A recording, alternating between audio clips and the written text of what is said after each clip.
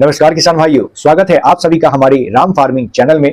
यहाँ हम लाते हैं आपके लिए कृषि से जुड़ी हुई नई नई जानकारियां। अगर आप भी कृषि में कुछ नया करना चाहते हैं तो इस वीडियो को अंत तक जरूर देखें और चैनल को सब्सक्राइब करना ना भूलें। किसान भाइयों, आज हम जानेंगे बेबी कॉर्न की खेती कैसे करते हैं उसके बारे में और पूरी जानकारी आप तक हम पहुंचाएंगे। तो चलिए किसान भाइयों जानते हैं। किसान भाइयों, आपको भी पता होगा पिछले कुछ वर्षों में बेबी कॉर्न का बाजार तेजी से बढ़ा है, लेकिन अभी भी बहुत से किसान बेबी कॉर्न की खेती के बारे में नहीं जानते हैं। लेकिन किसान भाइयों, कुछ ही महीनों में इससे अच्छी कमाई की जा सकती है। किसान भाइयों, बेबी कॉर्न मक्का की एक विशेष किस्म है जिसके भुट्टे अनिषेचित और अपरिपक्व अवस्था में रेशेदार कोपल निकलने के 1-2 दिन बाद तोड़े जाते हैं। ये मुख्य रूप से सब्जी के रूप में उगाई जाती है, जिसकी शहरी क्षेत्रों में दिन प्रतिदिन बढ़ती मांग देखी जा रही है। बेबी कॉर्न किसानों को नियमित आय के साथ साथ पोषक युक्त भोजन और पशुओं के लिए हरा चारा भी उपलब्ध कराती है। किसान भाइयों, इसमें प्रोटीन, फास्फोरस, कैल्शियम,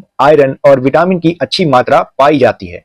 सब्जियों के अलावा इसे अचार, हलवा, खीर, पकौड़े, सलाद, लड्डू, कैंडी, बर्फी और जैम जैसे विभिन्न व्यंजनों में भी उपयोग किया जाता है। किसान भाइयों, बेबी कॉर्न को सामान्य मक्का की फसल से कम 400 मीटर दूर उगाना चाहिए ताकि परागकण से इसकी गुणवत्ता प्रभावित न हो।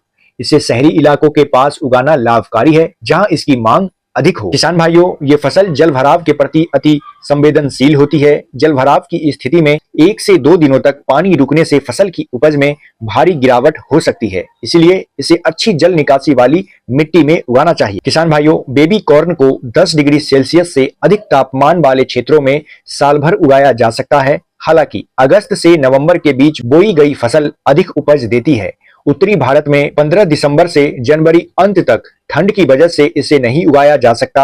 अच्छी गुणवत्ता वाली फसल के लिए सामान्य मक्का और बेबी कॉर्न की बुआई में 10 से 15 दिन का अंतराल रखना चाहिए। किसान भाइयों, आइए जानते हैं बेबी कॉर्न की कुछ प्रमुख किस्में। उत्तरी पहाड़ी क्षेत्र में IMHB 1539, HM4, विवेक हाइब्रिड 27, BL बेबी कॉर्न 1 उगाया जा सकता है।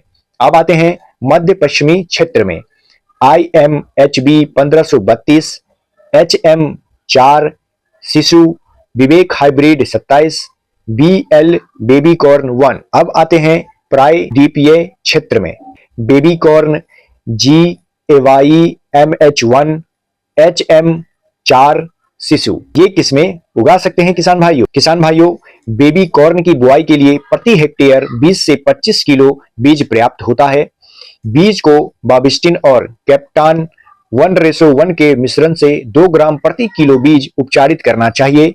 तना भेदक और तना मक्खी से बचाव के लिए इमिडाक्लोपिड, जिसको गाउचो भी कहते हैं, उसका प्रयोग करना चाहिए। किसान भाइयों, खरीफ के मौसम में बेबी कॉर्न को जल भराव से बचाने के लिए मेड़ पर बुआई करनी चाहिए। बीज को 3 से 5 सेंटीमीटर गहराई पर बोना चाहिए। पंक्तियों के बीच 60 सेंटीमीटर और पौधों के बीच 15 से 20 सेंटीमीटर की दूरी होना चाहिए। किसान भाइयों, बेबी कॉर्न में सिंचाइयों की जरूरत बहुत महत्वपूर्ण होती है, खासकर अंकुरन, घुटनों तक की ऊंचाई, रेशम निकलने और तुराई की अवस्थाओं में। हल्की और बार-बार सिंचाई से फसल की गुणवत्ता और उपज में बेहतर होती है। बेबी कॉर्न में बुआई 4 पत्ती अवस्था, 8 पत्ती अवस्था और नर पुष्पन से पहले उर्वरकों का प्रयोग करना चाहिए। किसान भाइयों, बेबी कॉर्न की तुराई सुबह या शाम के समय करनी चाहिए।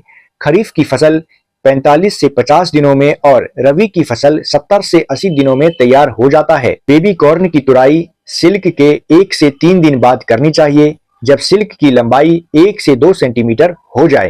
किसान भाइयों, बेबी कॉर्न की खेती से प्रति हेक्टेयर 2 से 2.5 टन छिलका रहित भुट्टे का उत्पादन लिया जा सकता है और 7 से 9 टन छिलके सहित उत्पादन लिया जा सकता है। किसान भाइयों, 1 हेक्टेयर में इसकी खेती से 50,000 से 60,000 रुपए तक का शुद्ध लाभ लिया जा सकता है। तो किसान भाइयों, आज की वीडियो में इतना ही। उम्मीद है आपको वीडियो पसंद आया होगा। नीचे कमेंट करके बताइए आपको अगली वीडियो कौन से टॉपिक पे चाहिए। मिलते हैं अगली वीडियो में, तब तक के लिए जय जवान जय किसान।